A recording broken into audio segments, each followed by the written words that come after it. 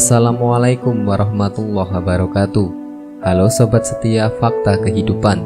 Tidak lupa kami sampaikan salam sehat, salam sejahtera. Semoga tercurah segala bentuk kebaikan dan juga kita semua dalam lindungannya. Seperti biasa, kita akan berbagi kisah dari yang unik, menarik sampai bikin nangis. Mari kita simak kisahnya.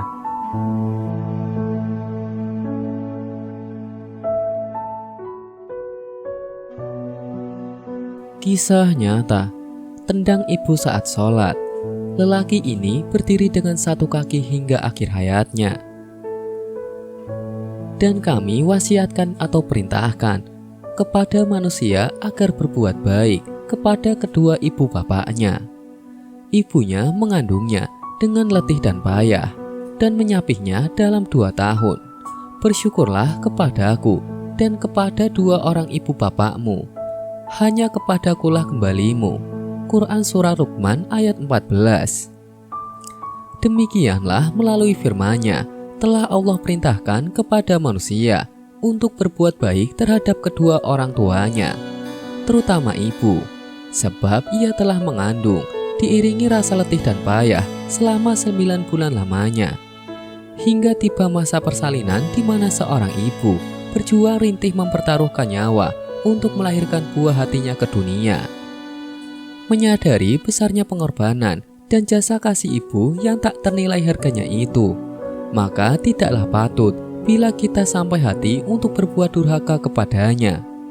Orang-orang yang tega melukai dan berbuat zalim terhadap ibunya adalah orang-orang yang tidak bersyukur dan buta akan jasa-jasa ibu yang telah mengandungnya selama ini. Maka tak palak bila mana Allah kemudian menimpakan azab yang pedih bagi orang-orang yang demikian. Kisah-kisah nyata mengenai orang-orang yang telah berbuat durhaka terhadap ibunya telah banyak kita saksikan dalam sejarah.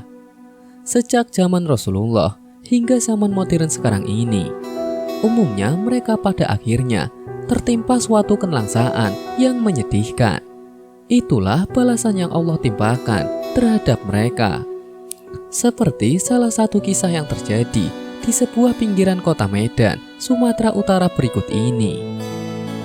Sebut saja namanya Ramli, nama samaran, yang tinggal bersama istri dan 6 anaknya di sebuah kampung Sumatera Utara. Salah satu anaknya yang memiliki wajah tampan, yakni bernama Rasim, nama samaran. Menurut penuturan sahabat karibnya sejak kecil, Ustadz Hamzar Manan, Rasim tumbuh sebagaimana umumnya anak-anak lain. Ia ikut belajar sholat dan mengaji bersama. Saya ini temannya sejak kecil. Kami sekolah dan mengaji bersama-sama. Kebetulan di dekat rumah kami ada sungai, sehingga kami sering berenang ke sana. Dia pandai berenang. Cerita Ustadz Hamzar Manan ihwal sahabat masa kecilnya itu. Hingga menginjak usia dewasa, Rasim dikabarkan telah belajar ilmu kanuragan atau ilmu kesaktian. Menurut cerita yang berkembang di masyarakat, ilmu yang dipelajarinya yaitu ilmu perempuan. Hal ini tak palak telah membawanya pada banyak perubahan yang agak kurang lazim. Bagaimana tidak, ia sering terlihat memakai bedak dan berdandan secara tak wajar. Sesungguhnya, Rasim sendiri telah memiliki roman tampan dan gagah. Akan tetapi, dandanan di wajahnya yang begitu mencolok dan kurang selaras dalam ukuran orang kampung, kemudian membuat masyarakat setempat merasa terheran-heran. Selain daripada itu, bahkan Rasim juga berubah menjadi lelaki yang memiliki peragai pongah dan sombong. Ia kerap kali marah dan bersiul-siul tak kalah melihat orang yang melintas di ladang. Celakanya, ia juga marah ketika mendapati orang yang lewat di depannya tidak menunjukkan rasa hormat kepadanya. Menurut masyarakat setempat, Rasim berguru ilmu kesaktian itu kepada seseorang di sebuah desa dekat kampungnya. Namun sayangnya, gurunya itu meninggal sebelum ilmu yang dipelajari Rasim kepada gurunya itu sempurna. Sehingga orang-orang membuat dugaan bahwa ilmu yang belum sempurna itulah yang merubahnya menjadi sedikit bertingkah aneh. Namun rupanya, sikap paling buruknya yang kerap kali tampak di mata masyarakat setempat adalah kelakuan kasar Rasim terhadap ibunya. Sejak mempelajari ilmu kesaktian itu, selain gemar berdandan bertingkah aneh, Rasim juga disinyalir telah mengalami kerenggangan hubungan dengan ibunya. Orang-orang di kampung sering menjumpainya bersikap kasar dan semena-mena terhadap ibunya yang telah tua itu. Setiap hari, selalu ada saja sesuatu yang menimpa Rasim, baik uang maupun makanan.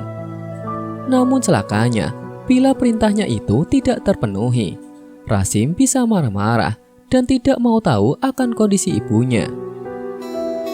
Ramli selaku ayah Rasim telah letih mengatasi anaknya itu. Ia heran akan sikap anaknya yang kini kasar dan begitu berani terhadap orang tuanya.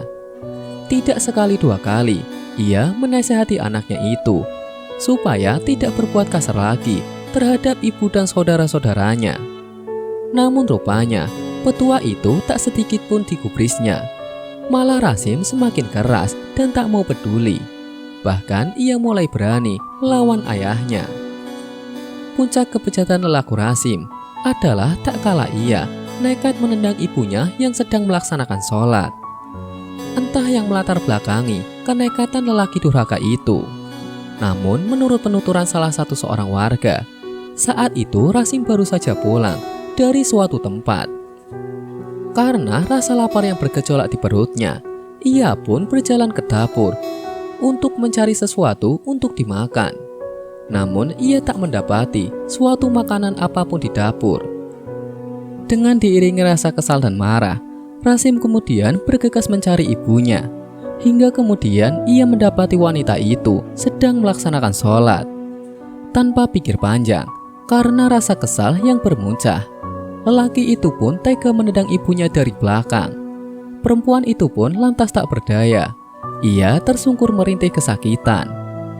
Setelah puas melihat ibunya menangis, lelaki durhaka itu pun berlalu pergi, tanpa sedikit pun merasa bersalah atas apa yang telah dilakukannya. Namun ada juga pendapat lain yang mengatakan bahwa kekejaman Rasim menendang ibunya disebabkan karena perintahnya yang tidak terpenuhi.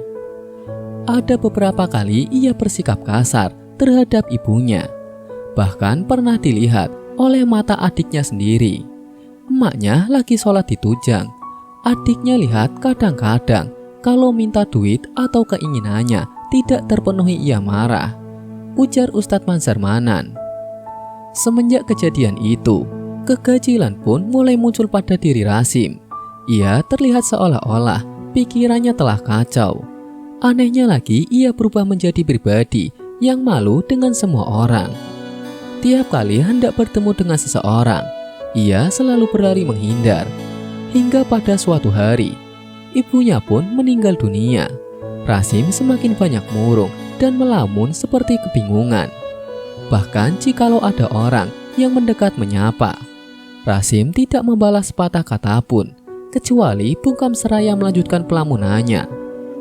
Waktu kian berjalan, Rasim terlihat semakin menyedihkan sekaligus memperhatinkan. Lelaki berusia 30 tahunan itu kerap kali terlihat berdiri di depan pintu seperti menunggu sesuatu. Lebih anehnya lagi, ia kerap kali terlihat berdiri menggunakan satu kaki saja.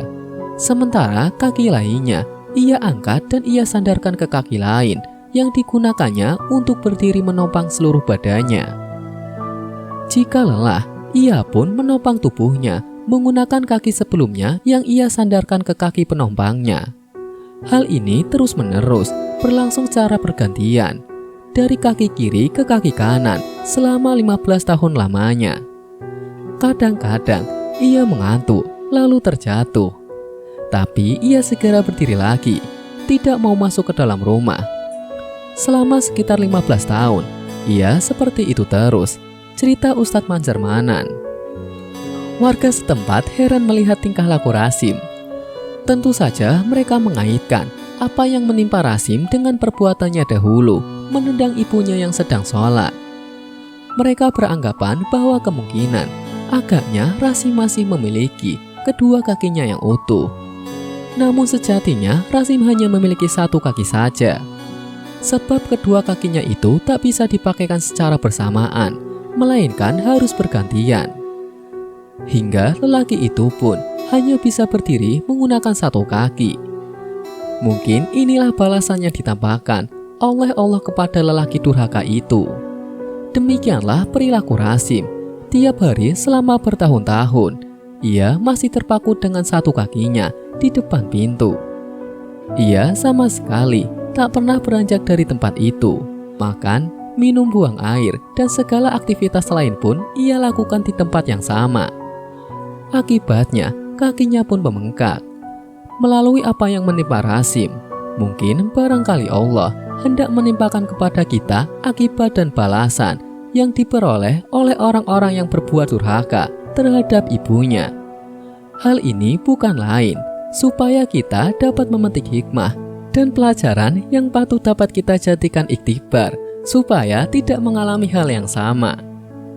Kabar mengenai azab yang diterima Rasim akhirnya meraba ke seluruh penjuru kota. Hal ini sempat membuat aparat pemerintah merasa malu sebab kabupaten tersebut hendak diselenggarakan Musahabah Tilawatul Quran tingkat Sumatera Utara. Dengan hal ini, kemudian pihak aparat pemerintah mencoba membawa Rasim ke rumah sakit untuk menjalani pengobatan. Namun nampaknya usaha ini sia-sia. Penyakit yang diderita Rasim tak lagi bisa sembuh hingga Rasim pun kembali ke tempatnya semula dan kembali berdiri mematung menggunakan satu kakinya. Demikian yang Rasim lakukan selama 15 tahun lamanya hingga akhir hayatnya. Masya Allah, semoga kita dapat mengambil pelajaran dari kisah di atas. Amin.